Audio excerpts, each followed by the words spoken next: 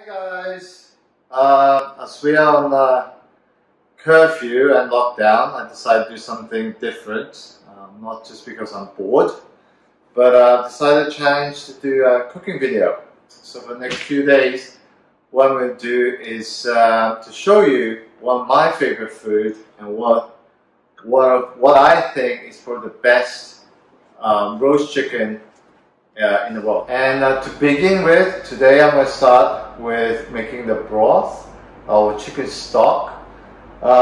It's very simple. I have a few ingredients here right now. I've got the chicken carcass or chicken bones. It's actually a kilogram of chicken bones and 250 grams of chicken feet. I like using chicken feet because it's got a lot of gelatin, it's got a lot of collagen. It gives a really nice kind of viscosity into the stock. So that's it, and it also gets this very brown. I actually roast this in the oven, very slow roasting, 180 degrees for about 2 hours. Really try and get that roasting taste out of the chicken, because what I'm going to do with the broth is I'm going to use the broth to brine the chicken. So I want to have the roasting taste from the beginning. Right? And that is mirepoix, so it's carrots, onions. I like using two types. I like using red and white onion, leek, celery, and bouquet de garnier. This time I'm using thyme, bay leaf, and also Italian parsley. So with these ingredients, I've got a big pot here. What I do is just put everything in there. But first I only put the chicken in here. Yeah. And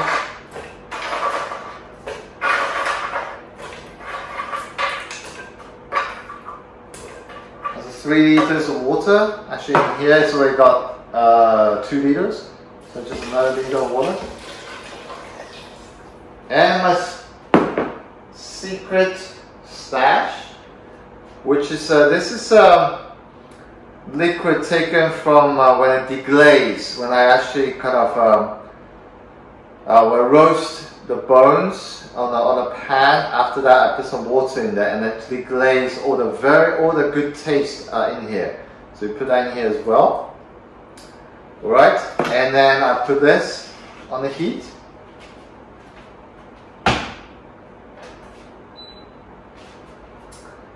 And put it on heat for the boil, and first bring it to boil, and then I'll show you what I'm going to do next.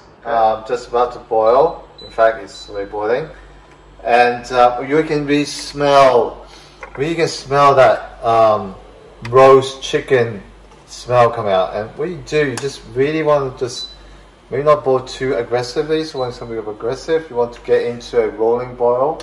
So from a high heat, you want to get down into maybe medium or medium low, depending on your cooker. Every cooker is slightly different, so you just have to adjust it and just clean, just skim all this fluff. Now I tend to clean my bones a lot before I make the stock, so it's not as, you don't get as much scum. But still, you can see there's still a lot of scum here. You know, I'm sticking out from cleaning. So just keep cleaning the scum. You know, so you get a very clean broth. And taking these things out is very important. Do you have to do it? No, but it's just about refinement. The cleaner you are, the purer the taste. So I tend to like to clean this very, very, very carefully. Okay. So once this is cleaned, almost done. Yeah. You also want to just do a little dip to see anything underneath is coming up, which is, you know, a bit of almost a little bit left, right? Alright, once you've cleaned everything, clean. And by the way, when we do any stock, either chicken, veal, duck stock that I always make, always clean, clean. So you get the most purest taste. And when I clean it, I use a kind of very fine sieve. Yeah, it's like here. It's this is a Japanese thing, Japanese koshi. And then I always put the water in there. So every time I dip in there, it's almost like very clean coming out. Yeah. So this is how I like to clean my stuff. Now I think it's clean enough. Okay. And next I just put all the mirepoix in there. Right. As I said, it's carrots, onion, red onions, and here just go all in there. Yeah. Nicely in there. Leek and celeries. And I put the portion in there later, but again, portion is really just a guideline. It's not necessarily exactly what you want. So if you want a sweeter stock, you may want to put more carrots, more red onions, white onions a bit more sharper in taste. Red onions tend to be a bit more sweeter. If you want a bit more kind of a little bit more, a bit of chlorophyll taste, a bit more kind of greeny taste, you might add more leek. Celery is pretty strong, so I always use a little bit less. But that, again, that's preference. So you gotta test what mirepoix works for you best. Once again, keep cleaning. It's important. Okay. Now, this is what we need to do to make a stock. Now, if you want to just do a clean, clear chicken stock, you don't have to roast the bones. You can just use the bones, clean it up, wash it, and then make a very clean chicken stock. Or if you reduce it, it becomes chicken soup. But for this one, I obviously roast it. And what I do is you just leave it 2 hours or so, because I want a bit more intense taste on my stock for the purpose I'm going to show you later. But if it's just for cooking on a daily, for stock for daily things, I would recommend maybe 45 minutes an hour. So you get a very light chicken stock where you can have more variety of. You can always reduce to intensify the taste, or you can keep it very light to use for making sauces and things like that. Okay, so I just leave it here for 2 hours. That's it. I'm off, and just keep slowly boiling it. You can see a little bit bubbles here coming out. That's how gently you want to boil this. You don't want to be violent. All right. Okay, so see you in 2 hours. Hey guys, welcome back. It's been more than 2 hours. In fact, it's overnight. I've actually finished the stock. As you can see here, what I did is basically after 2 hours, I took out all the bones and sieved it through, so it's only liquid. You can already see it's very dark in color compared to traditional chicken stock. This is because we roasted the bones. All the flavor, all the color are actually infused in this liquid. And more important, the aroma. You can really already smell like a roast chicken. So it's beautiful liquid. Now, why we need this is because we need to brine the chicken. What's brining chicken? So brining chicken is basically putting a chicken into a solution with salt. Some recipe goes for about 10% of salt. I use 6%. Reason behind, I don't want to get too salty. Also, I brine it over 10 hours, 12 hours compared to some other recipes where you just only need to do 6. But that's just really try to give more moisture into the chicken. And the reason of brining is, as I kind of mentioned already, is to give more moisture into the chicken, especially in the breast area, because the breast cooks actually faster than the thigh, the legs. And so, you can really quickly dry out. So what you want to do is get the chicken a bit moist before roasting. The other part of it is the salt will help break down the protein in the muscles and the meat. And that will actually help, again, retain a lot of that liquid and so the moisture. So when you do roast the chicken, it doesn't get dry. All right? So for the brining liquid, what I did was already put 6% salt in here. So it's about, the liquid's a liter and a half. And I'll put some thyme, some rosemary, and some garlic, which I just like. You can keep the skin there, just like it. Yep. The skin also has flavor, so just leave the skin there, just crush it lightly, and that'll be done. For the chicken, I buy from it's organic chicken. I always buy from my supplier, Klong Phai Farm. You can see the link in the post.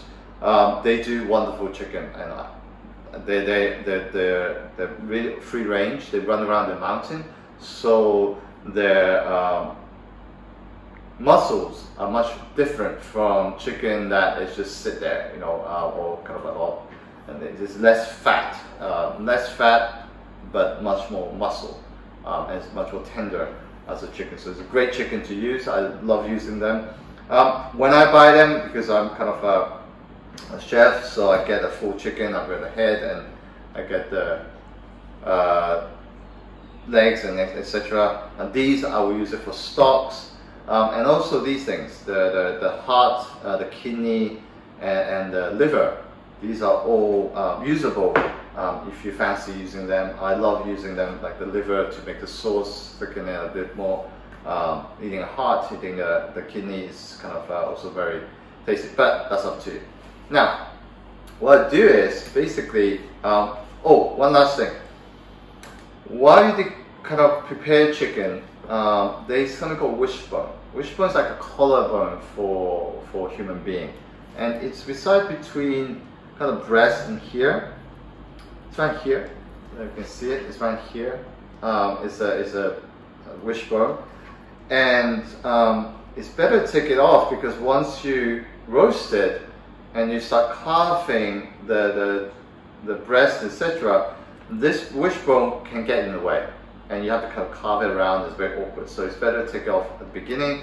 It's pretty easy. Kind of have to kind of force yourself, open it up a little bit. Use a paring knife, slice a little bit here and here on the meat. We can feel the bone, slice it up, and just pull it off. And it's pretty easy. You need a little bit of force at the beginning, but once it cracks, it just comes off like this. Yeah.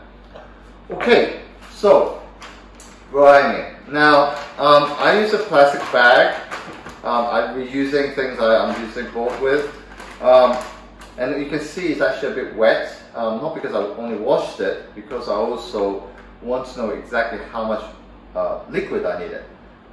Because you really want to submerge the entire chicken for brine. So what you do is very simple. You just take the chicken, and maybe I just do this.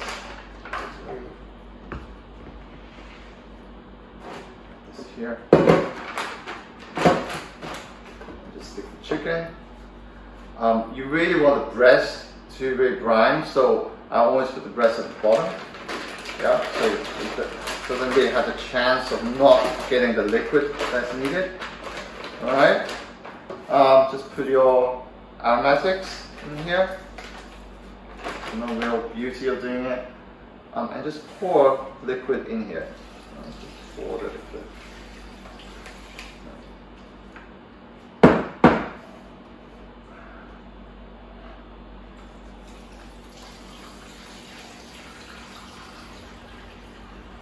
You can see that I really have enough liquid, and it's kind of make sure it submerge the entire chicken.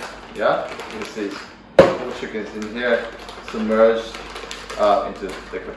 So what you do is put it in the fridge. I put it for overnight. If you want to do a quicker version, you can do it for 6 hours in the fridge.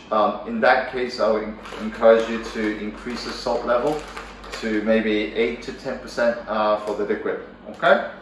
Right, and so this goes in the fridge, and we'll see you on the next step.